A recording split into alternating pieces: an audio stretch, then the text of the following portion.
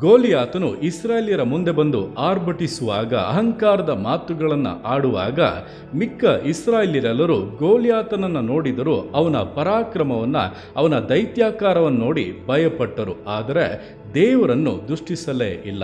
ಆದರೆ ದಾವೀದನಾದರೂ ಕರ್ತನನ್ನು ದೃಷ್ಟಿಸಿದ್ದರಿಂದ ಗೋಲಿಯಾತನ ಇದೆಲ್ಲ ಕಾರ್ಯಗಳು ಕೂಡ ಅಲ್ಪವಾಗಿ ಕಂಡಿತು.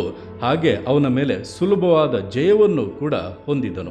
ನಿಮ್ಮ ಜೀವಿತಗಳಲ್ಲಿ ಕೂಡ ನಿಮಗೆ ವಿರೋಧವಾಗಿ ನಿಂತಿರುವಂಥ ಕಾರ್ಯಗಳು ಎಷ್ಟೇ ಬಲಿಷ್ಠವಾಗಿ, ಎಷ್ಟೇ ದೈತ್ಯಾಕಾರವಾಗಿ, ಎಷ್ಟೇ ದೊಡ್ಡದಾಗಿ ಕಂಡರೂ ಕೂಡ ಕರ್ತನ ಮೇಲೆ ದೃಷ್ಟಿಯನ್ನು ಇಡಿ, ಆತನನ್ನು ಆಶ್ರಯಿಸಿಕೊಳ್ಳಿ, ಆತನ ವಾಗ್ದಾನಗಳ ಮೇಲೆ ಭರವಸೆಯನ್ನು ಇಡಿ. ನಿಮಗೆ ವಿರೋಧವಾಗಿ ನಿಂತಿರುವಂಥ ದೊಡ್ಡ ಕಾರ್ಯಗಳು, ಬೆಟ್ಟದಂಥ ವಿಷಯಗಳು ಮೇಣದಂತೆ ಕರಗಿ ಹೋಗುವುದನ್ನು, ಜಯಗಳು ನಿಮ್ಮ ಜೀವಿತಗಳಲ್ಲಿ ಉಂಟಾಗುವುದನ್ನು, ವಾಗ್ದಾನದ ಪರಿಪೂರ್ಣತೆಗಳನ್ನು ಅನುಭವಿಸುವುದನ್ನು ನಿಶ್ಚಯವಾಗಿ ಕಾಣುತ್ತೀರಾ?